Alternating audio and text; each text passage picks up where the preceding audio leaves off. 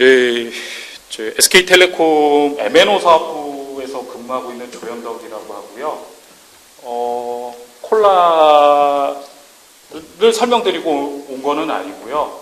과연 그러면 진짜 웹RTC가 어떻게 바뀌고 있는 거고, 이 통사들은 뭘 하고 있는 거고, 이런 것들을 조금 그냥 약간 보여드리도록 좀 하겠습니다. 그래서 첫 번째로는 제가 했던 업무들을 한번 쭉 나열해봤습니다. 작년에 제가 모 대학교 대학 교수인 친구 때문에 대학교에 가서 강의를 할 때 내가 뭐라고 살았지? 이제 세상에 쏟아져 나야 된 친구들한테 저를 소개를 하다 보니까 작성해 놓은 게 있어서 그거랑 웹RTC랑 무슨 관련들이 있었을까 한번 좀 훑어보려고 하고요.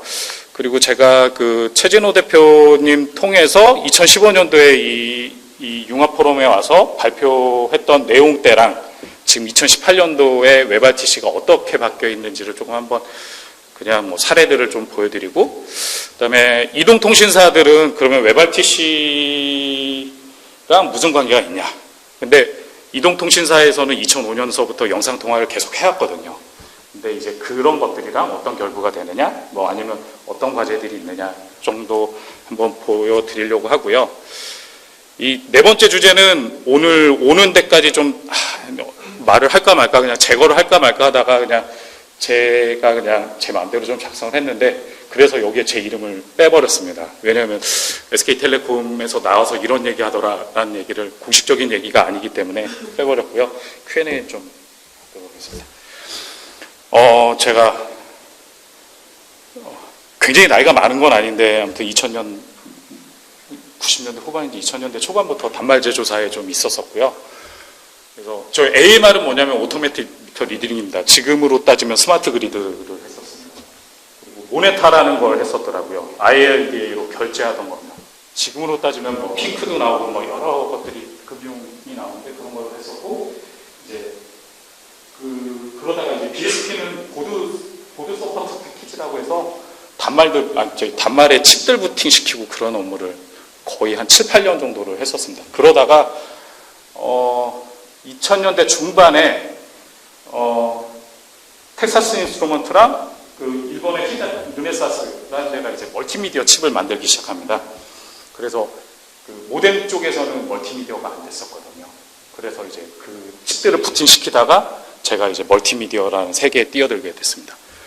그래갖고 했던 게 이제 VOD, PMP 플레이어 하다가 SDMB 기억나십니까? 13,000원 받고 텔레비전 보던 게 있습니다. 그걸 개발하고, 그다음에 이제 3G 324M 비디오 텔레폰이라고 해서 3G로 저희가 이제 2000년대 중반에 3G로 옮겨갔거든요. 이동통신망.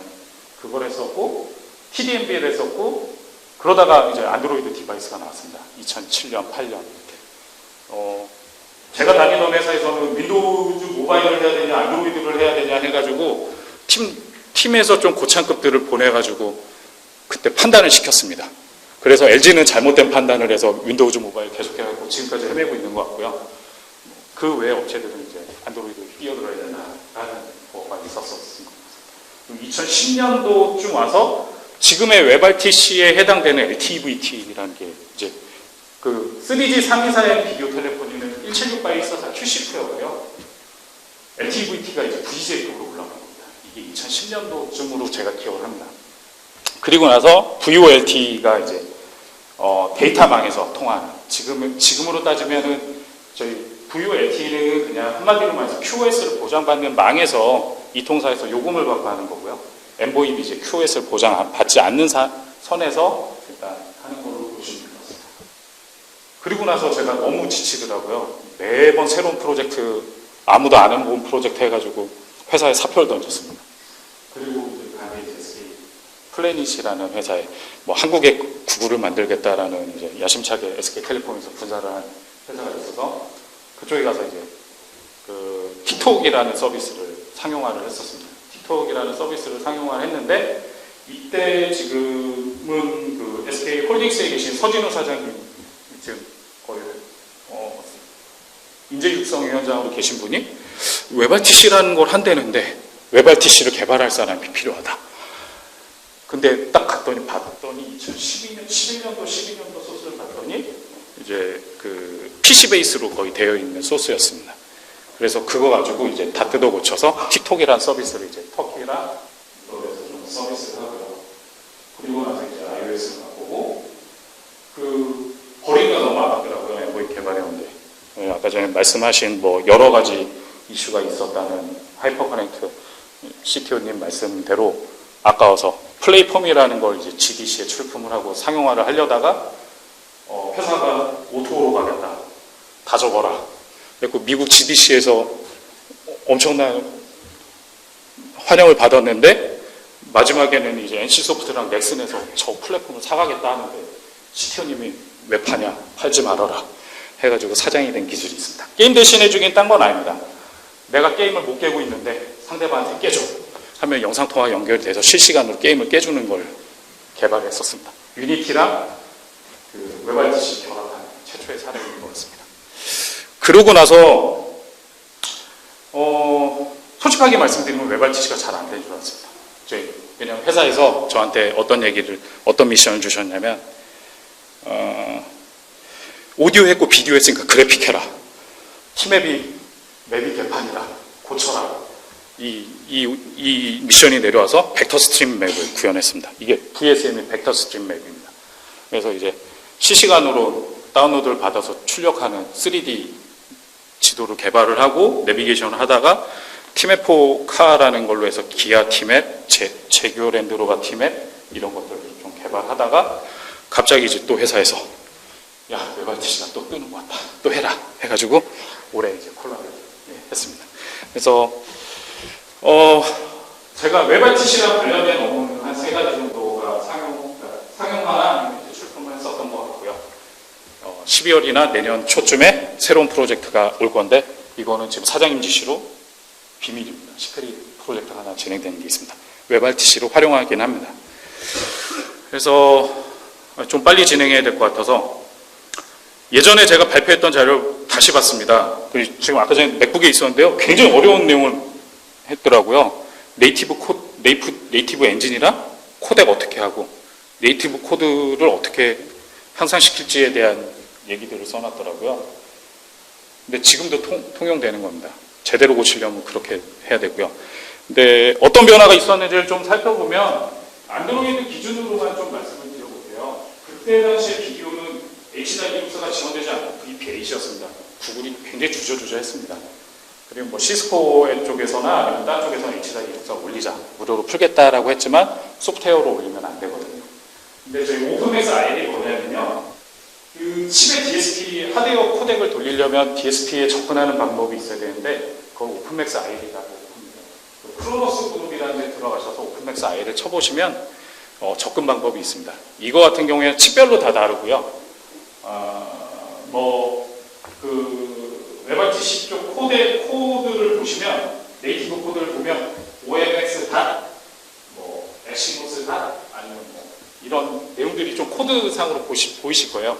그게 다 예전에는 C 코드로 다 짰었어야 됩니다. 그래가지고 칩별로 다 구동을 시켜줘야지만 제대로 돌아갔고요. 그래서 이때 당시에 제가 그걸로 개발을 했더라고요. 지금도 제가 코드는 다 하고 있습니다. 그래서 용자를 말씀하시는데 제가 그때 회사에서 잘릴까봐 차명으로 해서 소스를 조금 제공을 하거나 그랬던 적은 있었던 것 같습니다. 근데 지금 이게 바뀌었습니다.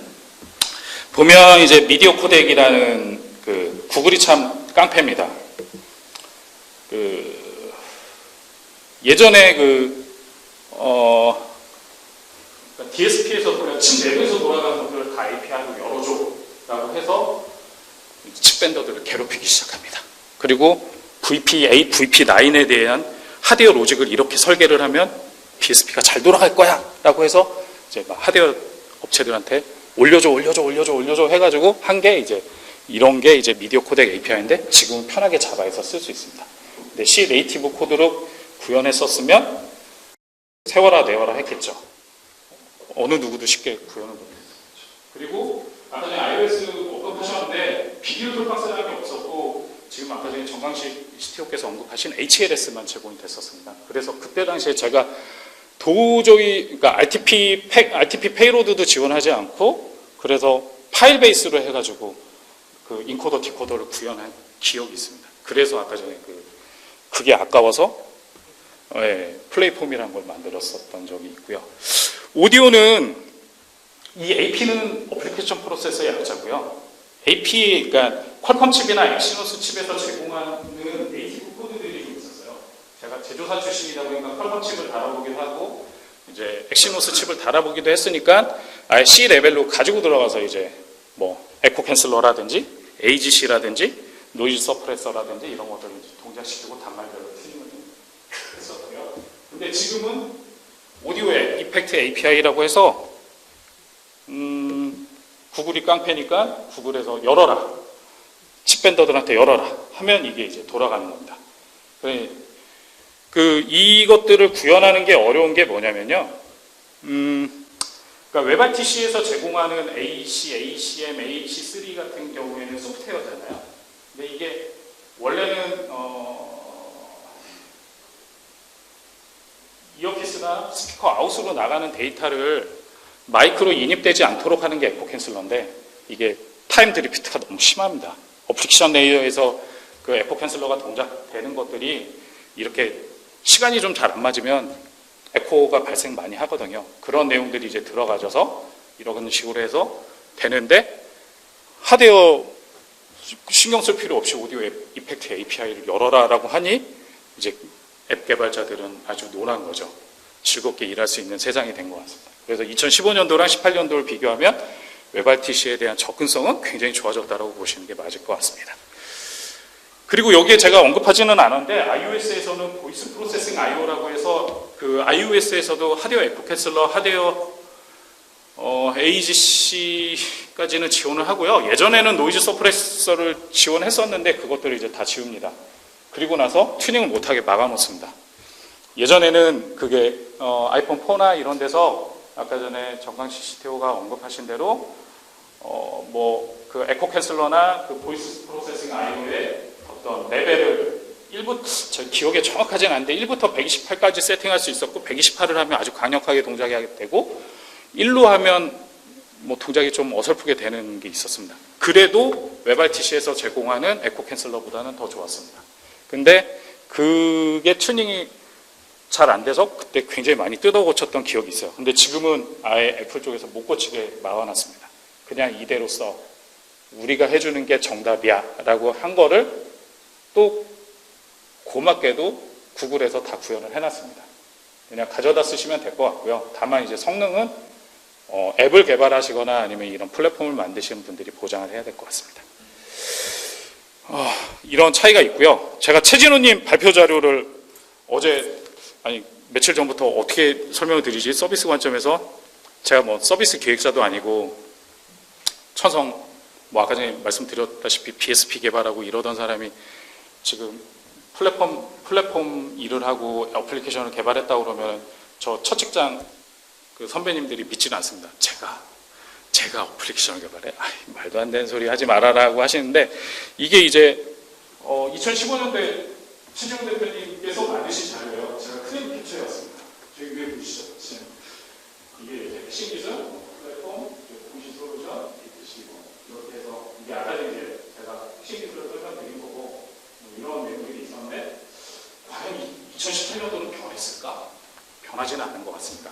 조금씩이야 변했겠지만 뭐 크게 변하지는 않았을 것 같아요. 그래서 제가 그냥 발차였고요.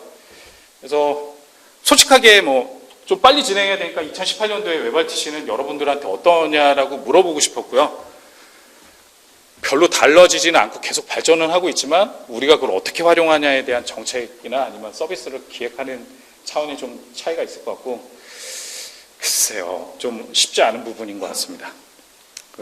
그러면 이제 테크 관점에서 변화 한번 이제 살펴보면 한 3, 4년 손선왕님께서 정리해 놓으신 자료, 최진호 대표님 그리고 딴 분들이 한 자료들을 제가 어제 한번 쑥 훑어봤거든요.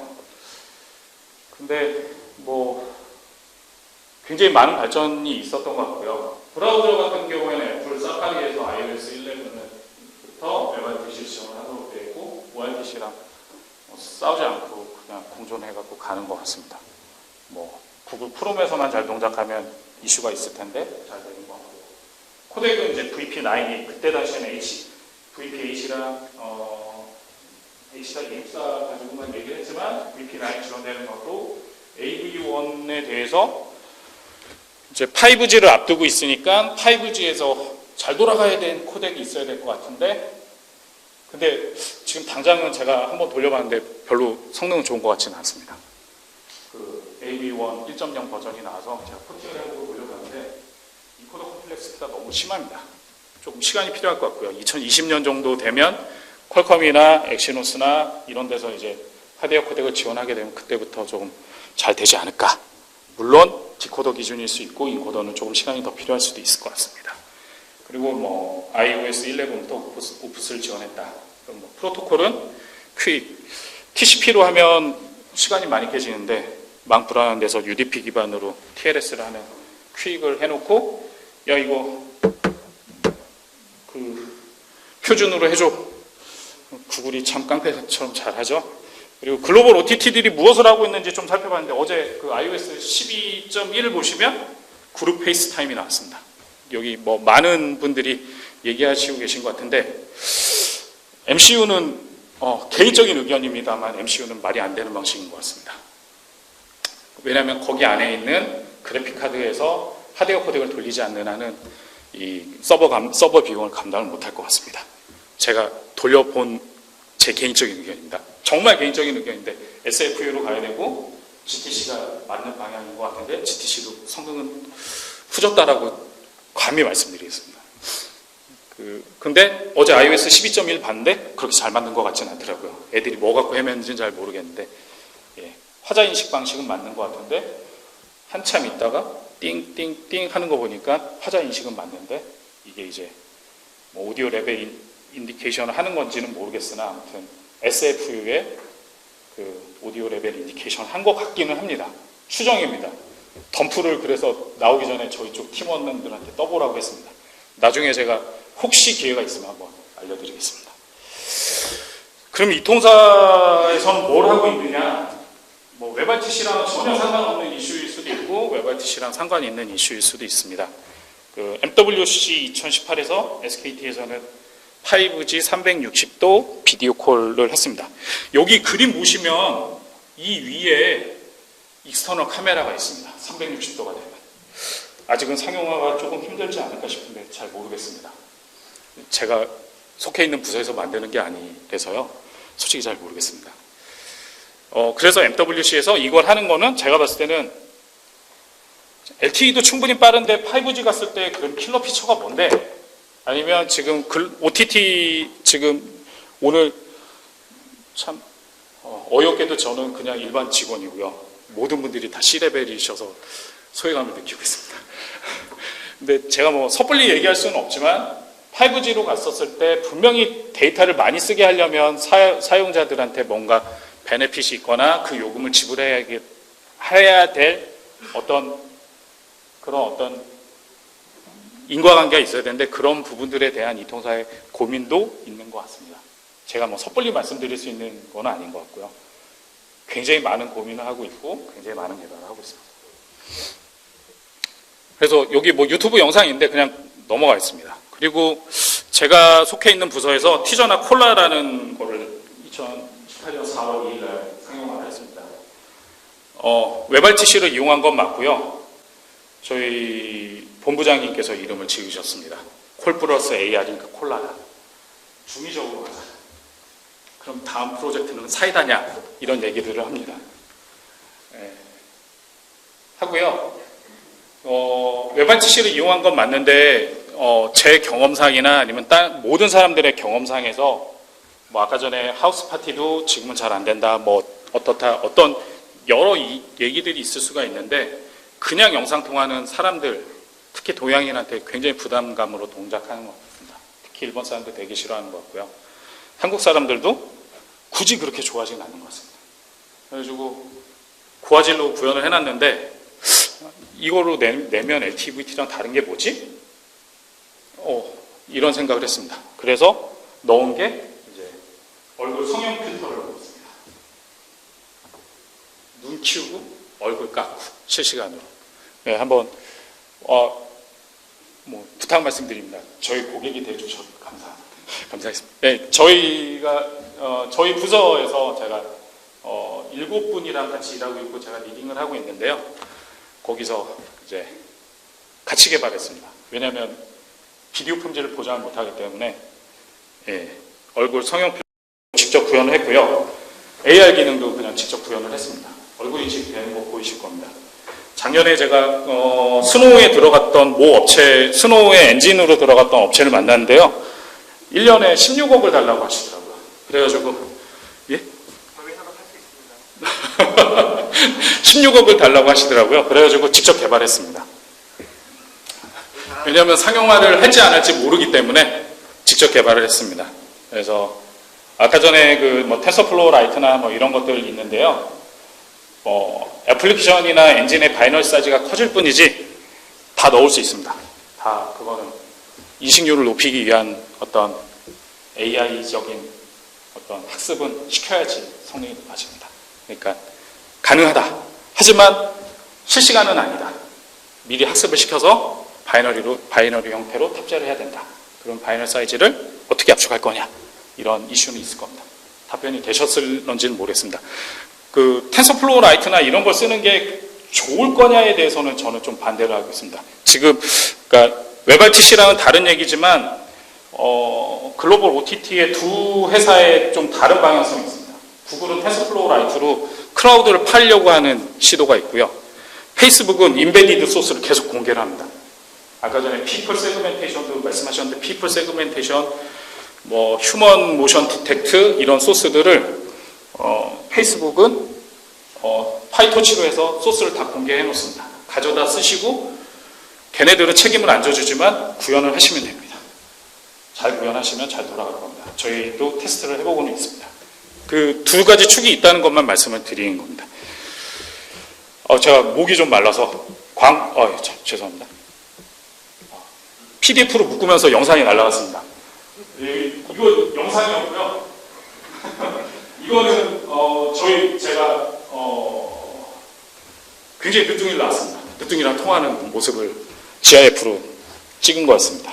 그러니까 엄밀히 말하면 여기서 말씀드리고 싶었던 얘기는 딴 거는 아니었어요. 그래서 저희는 커뮤니케이션 맥락에서 뭔가 같이 하는 거 이게 안 되면 영상통화의 의미가 없다라고 봤고요. 여기 다 웹RTC 기술 들어가져 있는데 그래서 콘텐츠를 커뮤니케이션 맥락으로 만들어야 된다라고 해서 커뮤니케이션 맥락을 굉장히 많이 가져왔습니다. 이 가지가지 한다라는 게 지금 제가 정확하게 기억 못하겠는데 수천만 다운로드를 해서 쓰시고는 계세요. 근데 여기에 음악도 나옵니다. 그래서 애기들이 좋아하는, 저희는 원래 YT를 타겟으로 했는데 20대가 쓰는 게 아니라 지금 30대 육아에서 많이 쓰고 있는 걸로 나오긴 하는데 극복을 하려고 노력할 겁니다. 그리고 이통 사업자 현황에서 보면 LTE 아까 전에 말씀드렸던 게 2011년도에 되고 나서 많은 발전이 없다가 올해 이제 H.265 HEVC가 올라간 거를 7월 달에 이제 상용화를 KT에서 선전을 했고, KT랑 이 규격은 VoLTE, 그러니까 VoLTE라는 우산 아래 LTE 스펙이 있는데요. TTA에서 이통 3사의 규격을 통일을 시켰고요. TTA랑 이통 3사가 모여서 규격을 통일을 시켰고요. LTE-VT 같은 경우에 VGA로 하고 있다가 요번에 이제 H.265로 720p를 한 겁니다. 근데 지원 단말은 갤럭시 S9이랑 갤럭시 노트 9 정도이고 수차적으로 확대한다고 합니다. 이런 이 통사의 어떤 노력들도 있다라는 거를 봐주시면 될 것 같고요. 솔직히 제가 이것도 개발하지 않아서 이거 보시면 연합뉴스, 아까 전에도 연합뉴스에서 다 가져온 겁니다. 왜냐하면 알려드려야 되니까 이게 출처를 정확하게 해야 되면 나중에 업데이트를 해놓도록 하겠습니다. 그래서 이 통사의 과제가 저도 굉장히 많은 고민을 하고 있고 저희 회사 분들도 많은 고민을 하고 있고 뭔가 좋은 서비스가 나올 거라고 하지만 일단 5G가 썼을 때 이제 이게 3G, 4G는 LTE라고 하고요. 상용화가 된 시점입니다. 그래서 이 서비스는 요금제 서비스였습니다. 근데 이제 요금제 서비스가 뭘로 나올 것이냐? 그러면 글로벌 OTT들도 뭔가 여기에 대응되는 서비스들을 내놓을 것 같고요. 뭔가 상호 발전을 해야 되지 않을까라는 생각을 가지고 있습니다. 예. 제가 2시 10분까지 마무리하는 게 목표여서 굉장히 빠른, 말을 많이 하는 것 같지만 빠르게 진행을 했고요. 이 페이지를 한 10번쯤 썼다 지웠다 한 것 같습니다. 개인 의견임을 전제로 해서 하면 B2C 비행 관점으로 온니의 웹RTC는 안 될 것 같습니다. 뭔가 사용자를 유인할 만한 뭔가가 있어야 될 것 같습니다. 그게 다른 기술과의 컨버전스가 됐든 아니면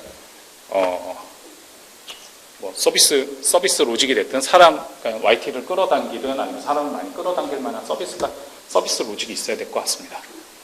기술 가지고는 조금 역부족일 수도 있다라는 생각을 하고요. 그리고 또 한편으로는 테크적인 관점으로 보면 5 시대에 맞춰서 더 리치하게 진화할 것 같습니다. 오프스에 보면 앰비소닉 코드가 들어가져 있습니다. 피처는 언디파인 되어 있는데요. 동작을 시켜봤는데 동작이 될 것 같기도 합니다. 이런 게 있고, AV1 같은 경우에는, 저희가 조금, 이렇게 오해를 하면 안 되는데, H.264에서 H.265 갈 때 50%의 어떤 대역폭이 절감이 된다라는 거는 4K입니다. UHD일 때만 가능한 겁니다. 그리고 720p나 1080p일 때는 720p에서는 한 20%에서 25% 수준이 적정합니다. 그러면 과연 720p 통화를 지원할 때 H.265를 지원해야 되냐? 그럴 필요는 없을 것 같습니다. 다른 기술 충분히 많습니다. H.264의 하이 프로파일도 있고요. 웹RTC가 보면 2017년도 초까지는 H.264 하이 프로파일을 지원하지 않다가요. H.264 하이 프로파일도 지원하고 많은 품질을 개선할 인자들을 넣어놓기는 합니다. 그리고 구글은 H.265를 올릴 노력을 취하지 않을 겁니다. 왜냐하면 섣불리 건드렸다 M4 LA한테서 돌을 뺏긴다라는 얘기가 나오면 아까 전에 말씀드렸죠. 애플에서 아이폰 시리즈에서 DSP 안에 H.265를 동작하게 구현해놓고도 iOS 11, 작년 10일이죠. 10일이 될 때까지 H.265를 막아놨었습니다. 처음엔 동작이 됐었어요. 이런 거기 때문에 일단 좀 더 리치하게 바뀔 거에 대한 포인트들 AV1이나 아니면 오프스가 됐든 아니면 저기 하든 아마 그게 AR일 수도 있고 VR일 수도 있고 아니면 또 다른 서비스 로직 아니면 이런 말씀을 좀 드리긴 뭐한데 하지만 구글의 코드나 애플의 코드는 토글 방식입니다. 만약에 그게 구현된다면 오히려 더 대박칠 수 있지 않을까라는 생각도 한번 해봤습니다. 예전에 LG 단말 일부가요. 양쪽 카메라를 열어준 적이 있습니다. 그 단말 외에는 없습니다. 한번 찾아보셔서 극복하신다면 좋은 프로젝트가 될 수도 있을 것 같습니다. 예, 제가 좀 급하게 말씀을 드렸는데요.